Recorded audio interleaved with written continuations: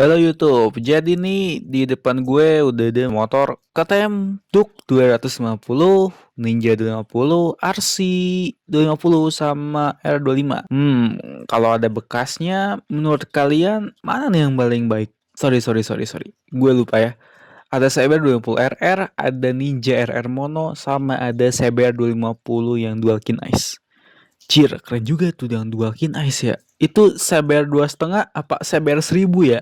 Oke, di Indonesia pasar motorsport 210 cc kayaknya lagi turun gak sih? Ya, kecuali ZX ya si motor viral itu. Lihat aja nih, motor-motor 210 cc, terutama yang segmen 2 silinder 1 silinder, itu kalau kalian cari harga bekasnya udah di kisaran 35 sampai 40 jutaan, tergantung kondisi ya gue bilang. Itu udah setara banget sama motor sport 150 cc. Itu harga di pasaran 250 tuh emang segitu gitu ya? Apa emang motor 150 cc terlalu overpriced? Nah, menurut gue 35 juta itu worth it banget buat kalian yang pengen naik kelas. Oke, mungkin sebagian orang ngebandingin motor tuh gampang. Tinggal buka Google, klik aja deh power motor 250 cc. Terus lihat spek, lalu lihat horsepower. Terus anjay, Duke 250 langsung keluar 38 PS. Ngerai. Nah, coba kita lagi kalau KTM RC 250 itu di kisaran 31,1 PS. Beda ya? Tapi kalau nggak salah nih ya, KTM Duke sama RC itu mesinnya sama kan? Oh, tapi itulah KTM men. Bener-bener ngebedain antara sport sama naked. Meskipun ya power RC gitu ya, secara kita lihat PS ya itu lebih besar daripada Duke. Tapi kalau kalian jeli lagi, torsinya itu Duke itu lebih gegas cuy daripada RC. Bisa wheelie nggak? Anjay, bisa wheelie. Nah, setara lah ya sama Ninja 20 Karbo gitu kan. Kalau kalian tahu Ninja 20 Karbo itu dia powernya di 30 PS. Tapi itu kan motor KTM coy. Kalau power segitu mah di Indonesia ya untuk bagi motor-motor Jepang tuh kecil cuy, cuman 31 32 itu mah Ninja 20 Fi yang waktu yang versi sebelumnya itu ada di 32 PS. Sedangkan Ninja Fi 250 yang baru itu udah ada di 38 PS, Mang. Itu paling gede sih.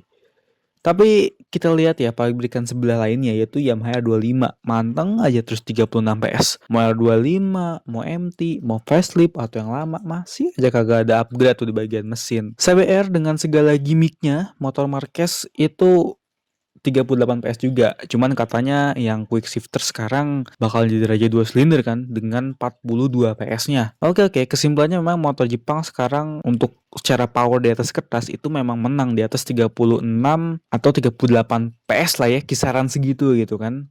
Ya, menang sekitar 6 sampai 8 PS dari motor KTM. Tapi kita lihat lagi, speknya KTM tuh cuma 1 silinder, sedangkan motor-motor Jepang rata-rata udah main 2 silinder. Ya, di Indonesia sih menurut gue masyarakatnya masih gengsian. Kayak ogah banget gitu dan nganggep enteng motor 1 silinder. Mungkin gengsi soal suara. Selamat untuk Cyber 20 RR soal power kamu juara di harga segitu. Selanjutnya gue bakal ngebahas tentang spek dan fitur. Kayaknya Kawasaki dulu deh paling enak.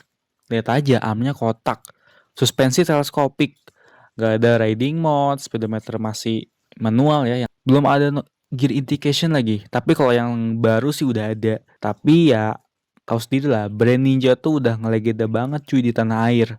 Bahkan motor R25 gua aja sampai dibilang ninja. Next, lalu gue bahas lagi fitur dari R25. Kayaknya nih motor memang dipersiapin untuk ngeladenin Ninja 250 Fi aja sih dulu ya. Ya paling yang bisa dibanggain tuh adanya symmetric arm, air shape katanya. Terus ada air duct cenah.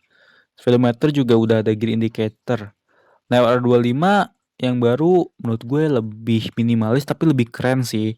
Ala-ala mirip-mirip R1 gitu. Tapi buntutnya sama men. Jadi nggak bisa bedain gue yang baru sama yang lama.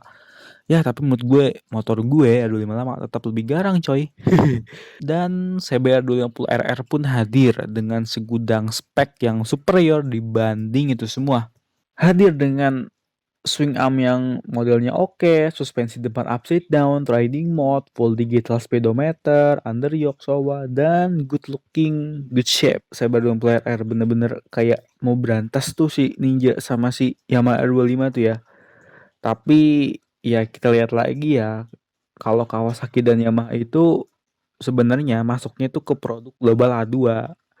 Jadi ya dia sebenarnya nggak mentingin di spek. Nah, menurut gue secara spek dan fitur kalau kalian mencari menurut yang paling bagus ya dari awal tuh ya KTM. Coba deh lihat pertama kali launching ya. KTM tuh 200 gitu kan, tapi pasar Indo kayaknya lebih cocok di 2,5. Pas keluar, speknya Moto3 juga nama. Sumpah nih lihat speedometer udah full digital, udah upside down, frame-nya udah tralis, seksi parah sih. Terus desainnya benar-benar agresif. RC juga udah dikasih single seater yang bisa didudukin. Jadi ya sebenarnya nih jok ya, cuman dia bisa didudukin gitu sih. Pokoknya udah deh, paket lengkap aja nih motor gitu. Lalu ketika lu coba pindah ke Duk, sensasi racingnya itu kendor. Dan ini tuh yang gue rasain bener-bener motor yang daily use banget. Enak banget, nyaman.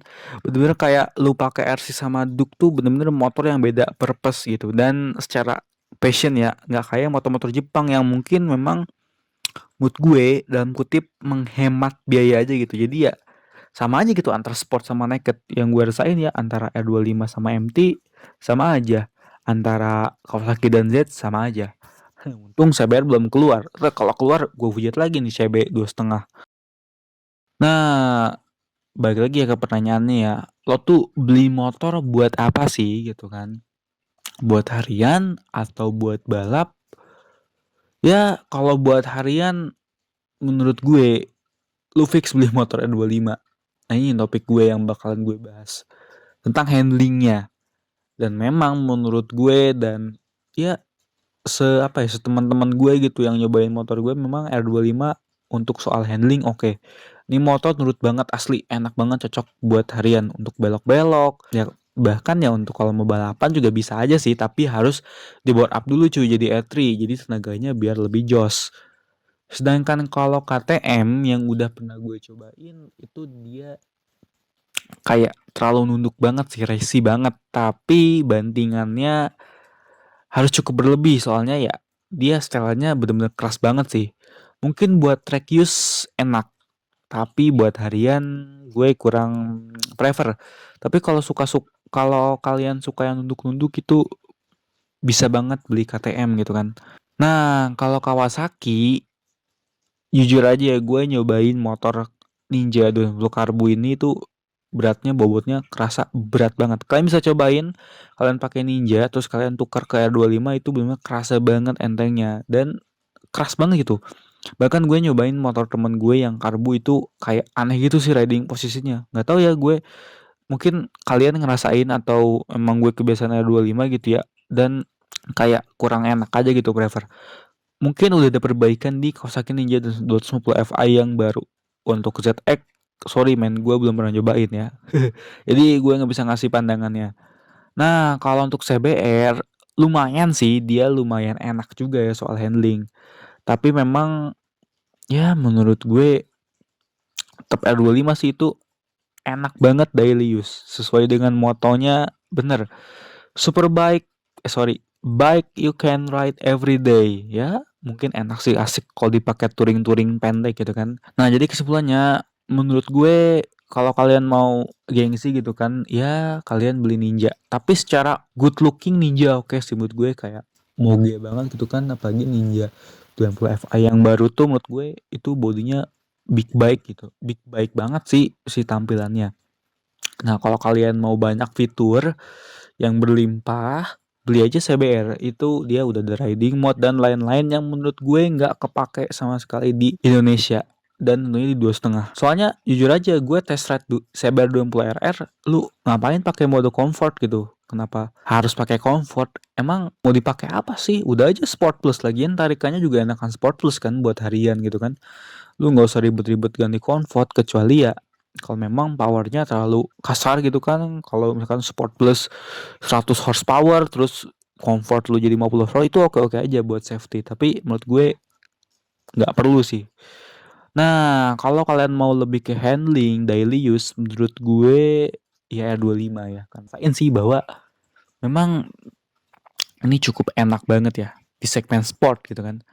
Tapi kalau kalian mau dapat purpose sama passion berkendara gitu ya, kalian nggak mikirin gengsi, nggak mikirin suara, nggak mikirin bacot, ya KTM. Tapi gue tekan lagi, masing-masing itu ada plus sama minusnya. Kalau kalian bakalan pilih yang mana? Tapi kalau gue bakalan milih motor satu silinder. Nih, gue bakalan milih CBR 250R Dual Kin Ice. Kenapa?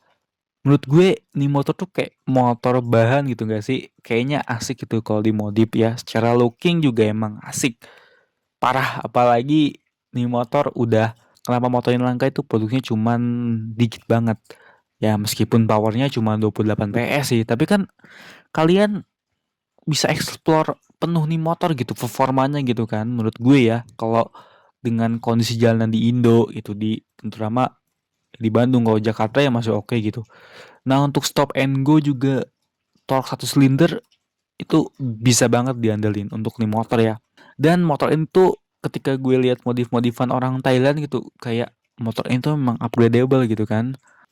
Standar gitu ala-ala Moto3 dan pas banget gitu sesuai passion. Menurut gue satu silinder tuh gak masalah cuy. Tapi ya kebahagiaan itu muncul kalau kita punya motor yang sesuai dengan passion kita. Tapi ya sayangnya gue udah punya CR25. Mungkin next project kalau ada rezeki ya gue mau ganti atau mau nambah si CBR 250R Dual Kin Ice ini. Makanya subscribe dulu guys dan jangan lupa bersyukur.